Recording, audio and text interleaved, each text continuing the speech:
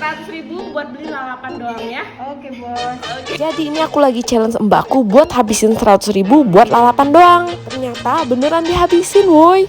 Gila, sayur doang 100.000 kayak bagus jadi lalapan. Soalnya aku habis pesen semua varian bestseller dari dapur kuno sambal favoritku. Sikat.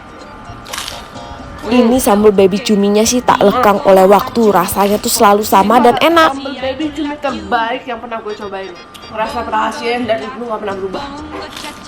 Dibuat dari rempah-rempahan fresh dan ini bisa dikirim sampai ke luar negeri loh.